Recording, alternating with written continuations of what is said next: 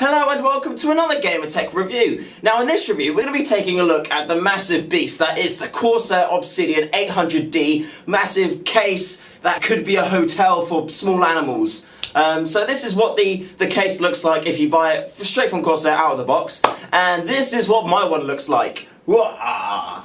So as you can see, I've made a couple of modifications to it, and we'll have a little look at those later on as to what you can do. But let's just focus on what the case has to offer, and yeah, let's have some fun. So, excuse me.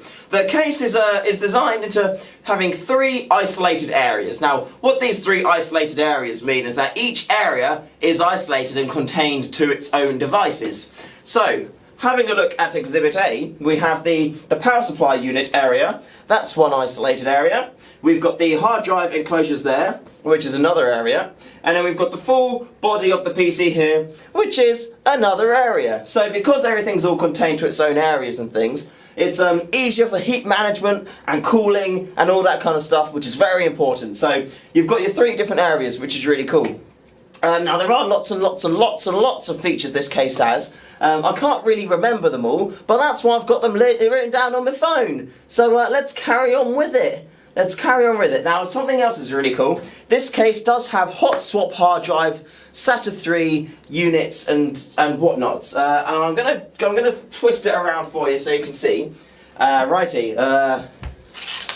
It's quite big and heavy and tricky, so bear with me while everything gets.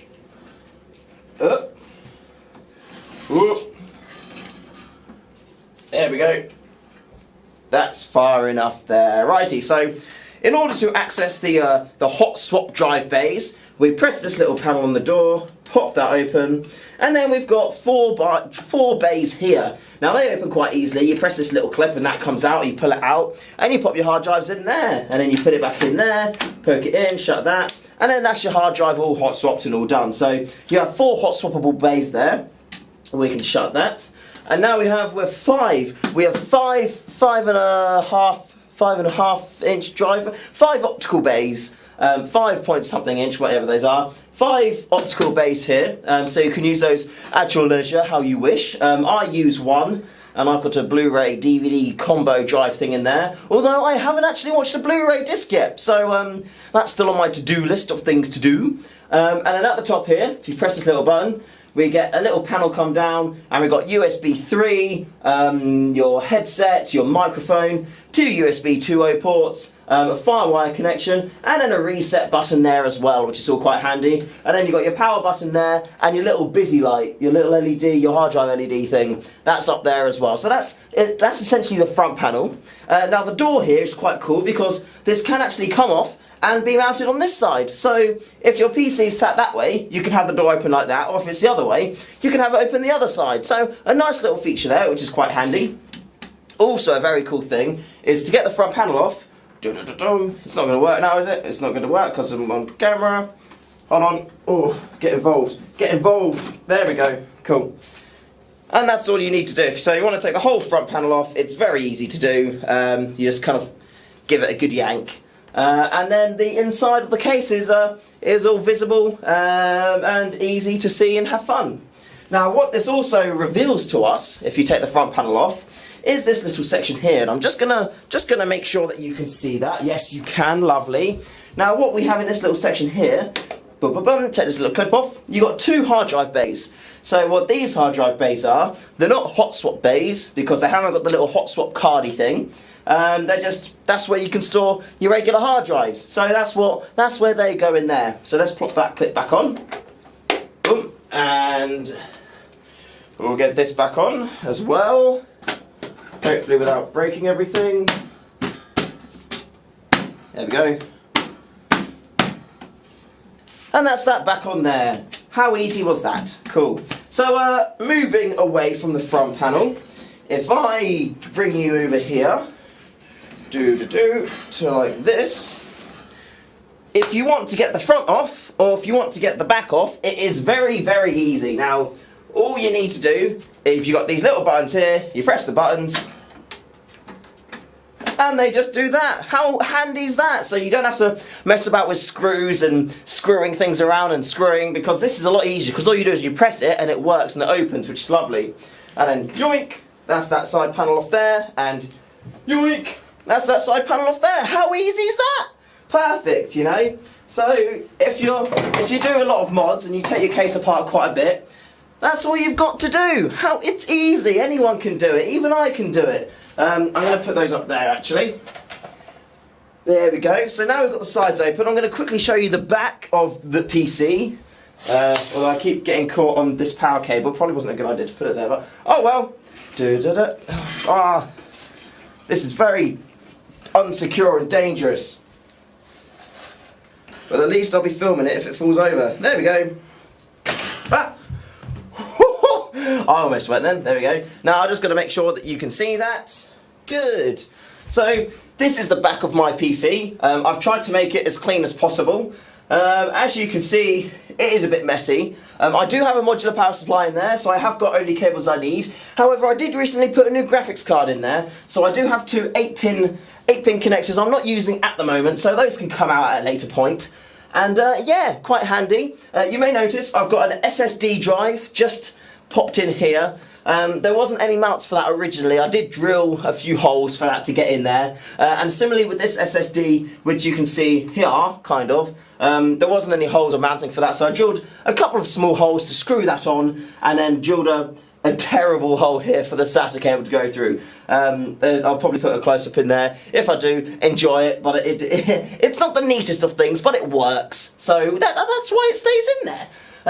So yeah, this is the back of the PC. As you can see, this is our little plastic flippy openy thing, so we can get to the back of the processor if we need to. Unfortunately, the plastic clip on mine broke. I don't know if that was me not using it appropriately, or if the clip wasn't that great, but yeah, the little clip on mine broke, so getting that open now is a bit tricky. We'll leave it closed for now. But yeah, that opens up and then shows the back of the processor. And you've got these wicked plastic grommety things everywhere, so cable management is beautiful. Probably not the best example here, but if you've got, no matter how big your motherboard is, you've always got somewhere for the cables to go, which is very, very handy. So even though this kind of looks like a dog's dinner, the front looks very, very neat. Or I like to think it looks neat. And I'll show you, and then you can say if you think it looks neat.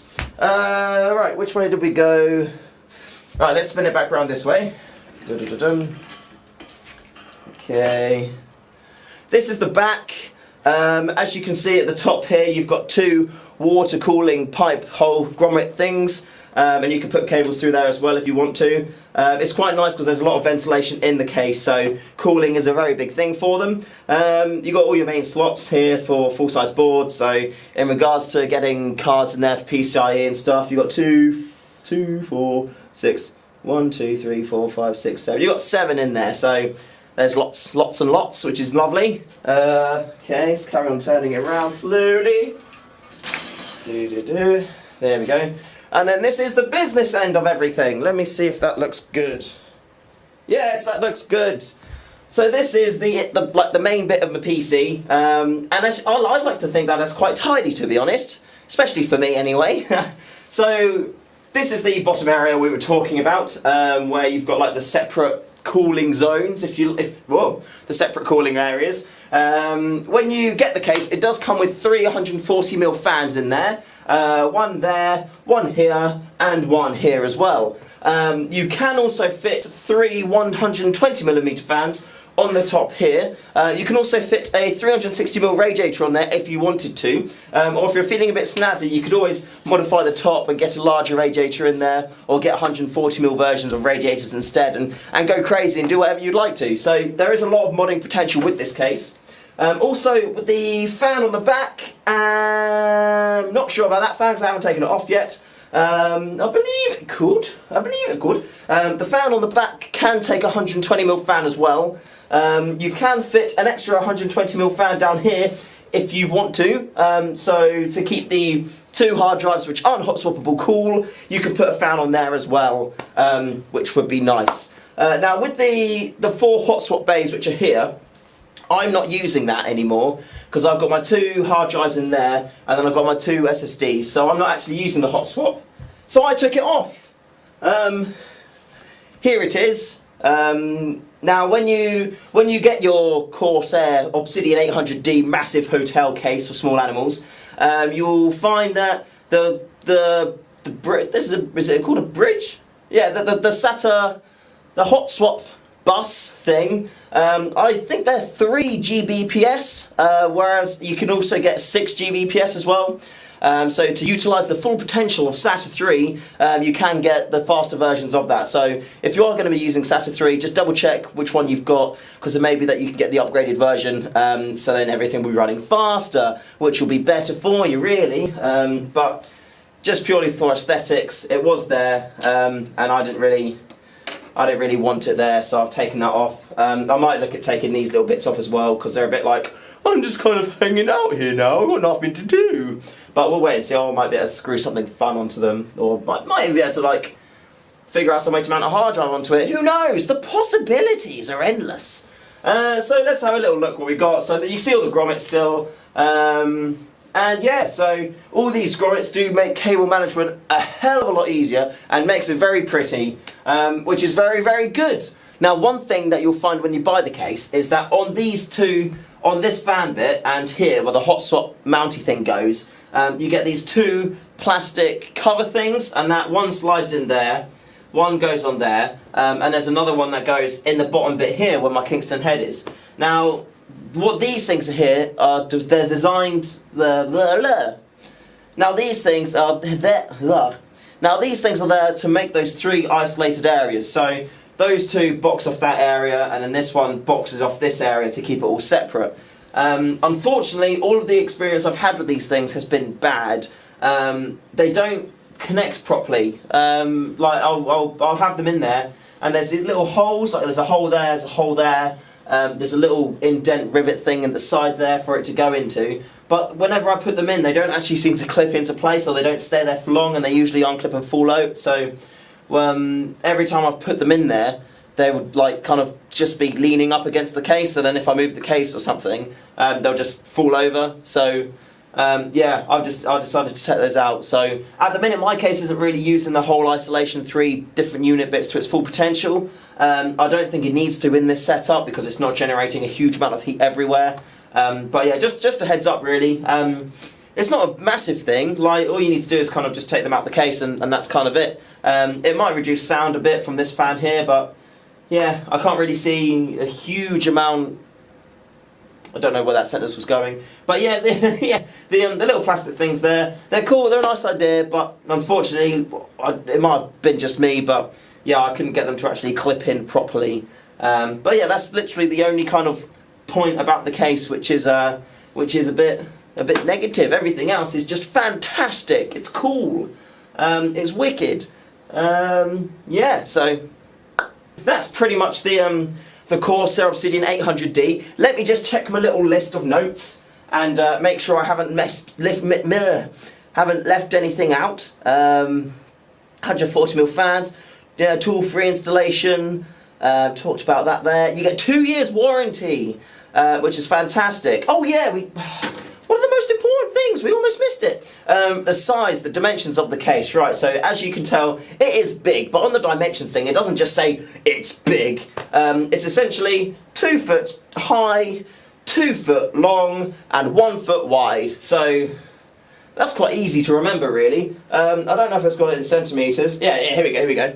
609mm by 609mm by 229mm. So 24 inches by 9 inches. So it's not quite a foot across, but yeah, so it's 2 foot by 2 foot by 9 inches, which is big. Like it is big. Motherboard support, ATX, eATX, and NATX. So pretty much whatever you want in there. It's got 7 expansion slots in total. It is a full tower case. It's made from aluminium. Well, the faceplate's aluminium, but it's a steel structure. Just popping through these for you here. So yeah, like we said earlier, it's got 5 optical bays and 4 3.5-inch SATA bays and 2 hot swappable internal 3.5-inch.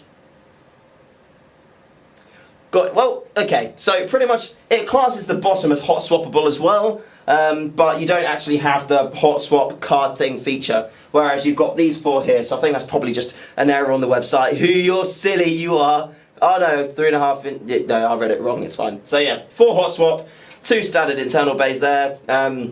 340mm fans, which are included, which you can swap out. And then you've got space on the top for 3 more, and this one can be swapped for 120mm if you want to. Front panel, 2 USB 2s, 2 USB 3s, 1 Firewire 9-pin, I believe that's a 9-pin one. Yeah, IE1394, 1 mic, 1 headset, and it doesn't come with a power supply because there's extremely few ones that do. So, yeah, that's pretty much the, in a nutshell, the Corsair Obsidian 800D. So, thank you very much for watching. I hope you've enjoyed this video. Please do like, share, comment, subscribe, as it really does help the channel. And we've actually been growing quite a lot recently, which is fantastic. So, thank you for your support, and hopefully we can get some more support churned up. And in the meantime, I shall see you later. Go watch another video. Go click one in the side and watch another video and enjoy it and stuff. So, yeah, I'll see you later.